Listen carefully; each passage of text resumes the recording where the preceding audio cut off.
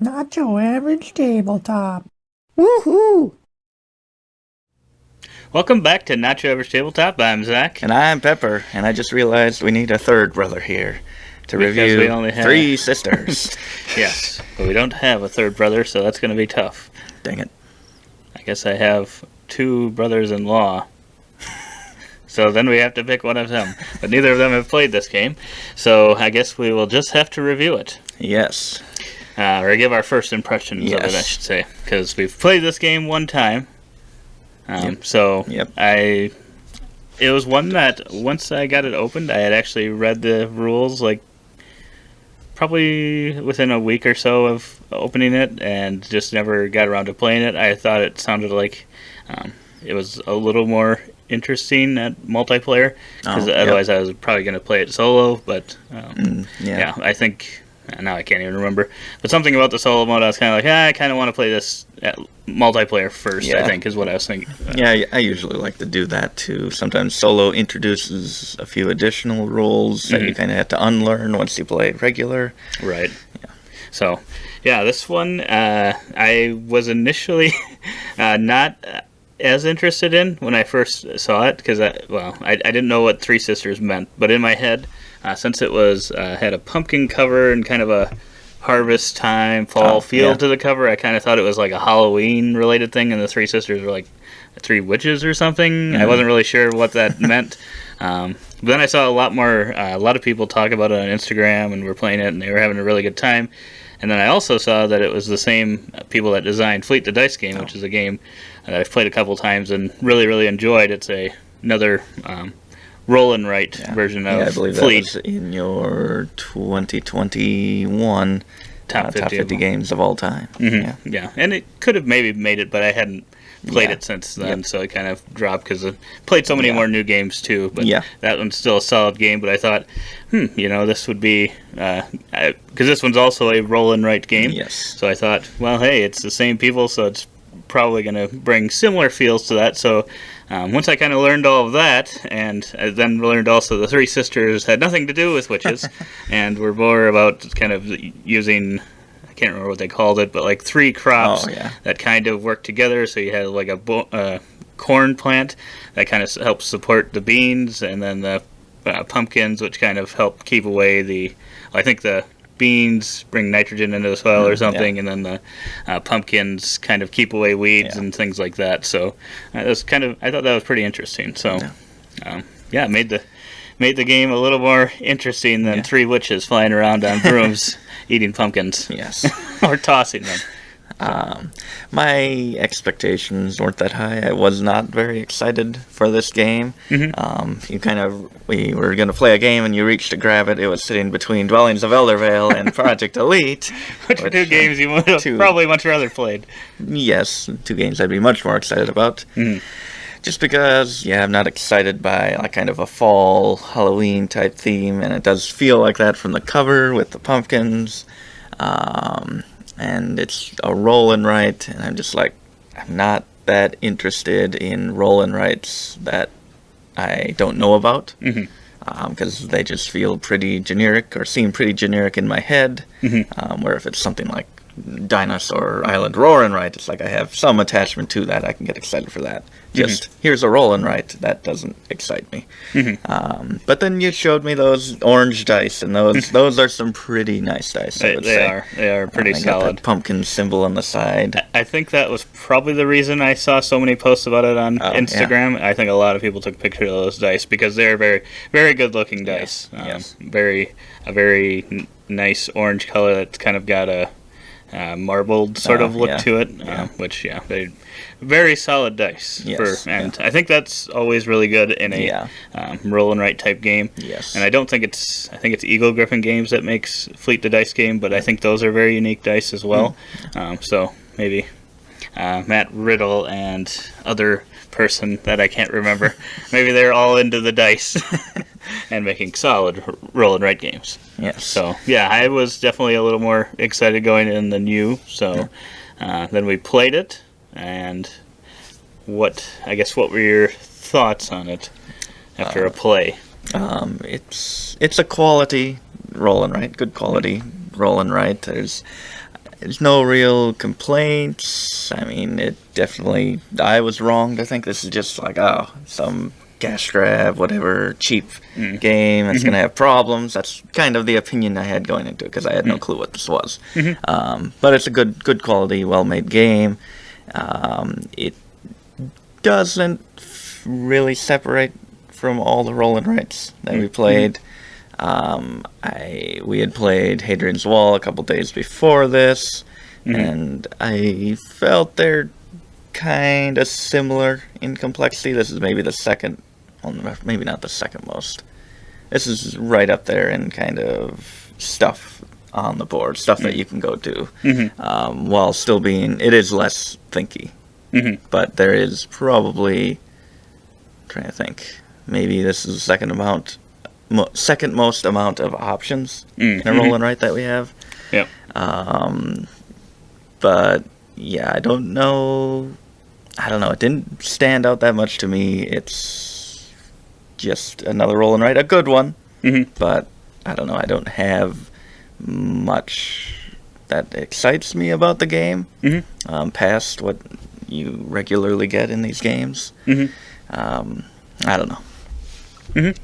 Yeah, I will disagree with you on this one. That I do think, well, it's been a while since I played Fleet the Dice game, so I don't remember exactly, but I feel like I liked that one a little bit more than this one. Probably do, but I can't remember for sure. But I think that one also had just a little bit more going on than this one.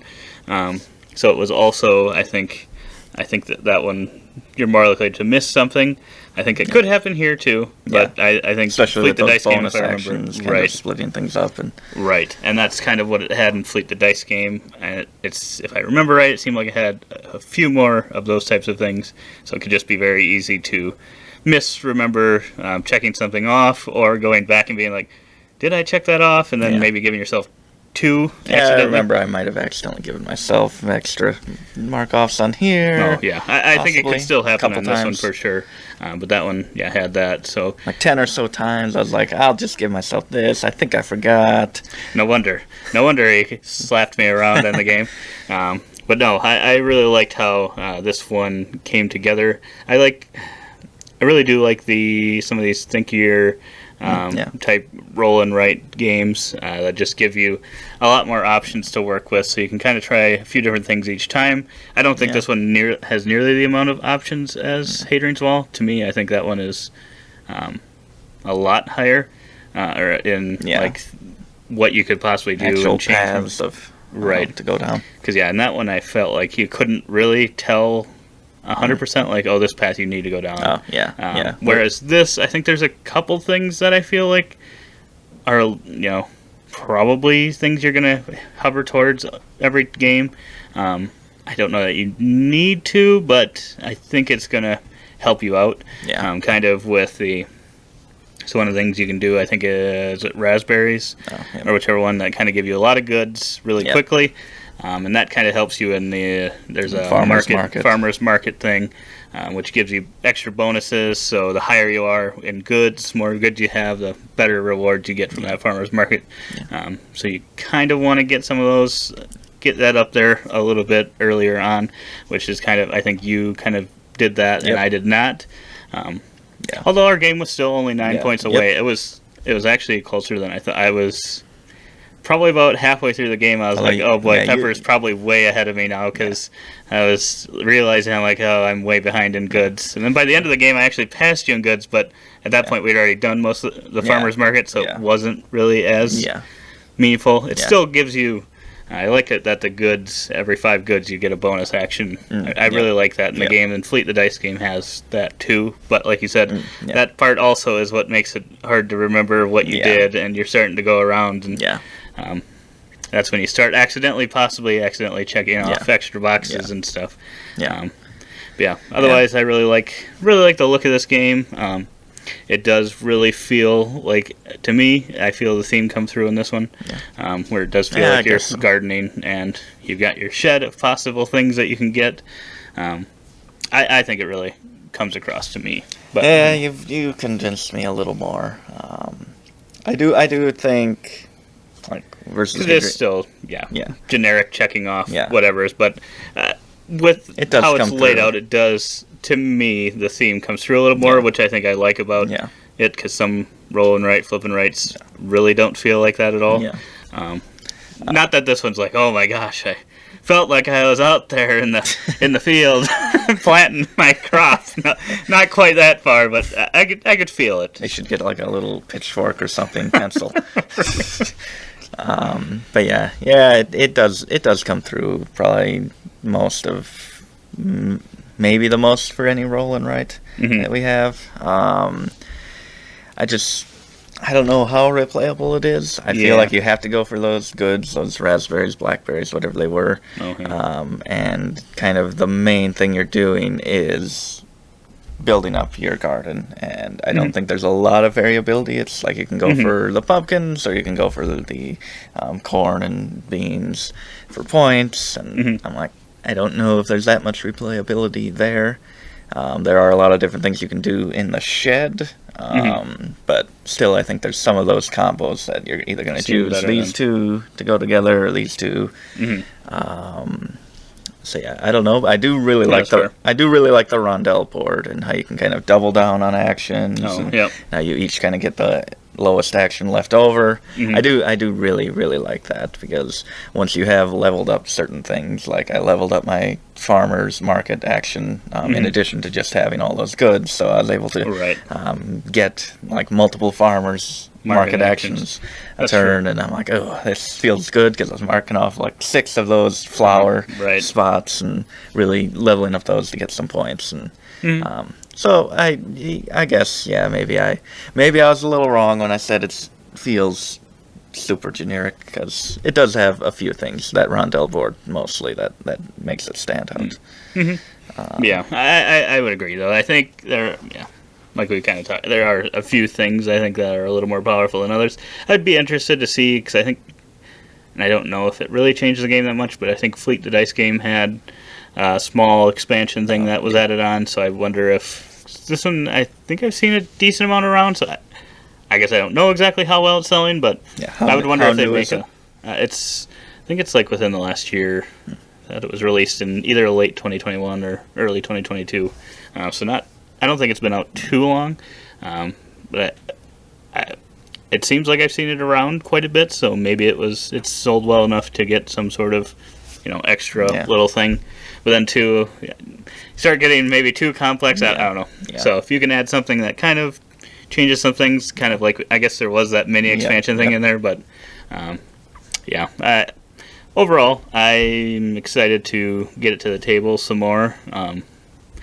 I think, like a lot of the roll and write or flip and write or whatever they might be, probably won't be one that I'm getting out all the time. But every now and then it'll be fun, and at the end of the day, I think I'll always treat it as kind of, I'm just going to try to beat my best score type thing, even if I'm facing other people.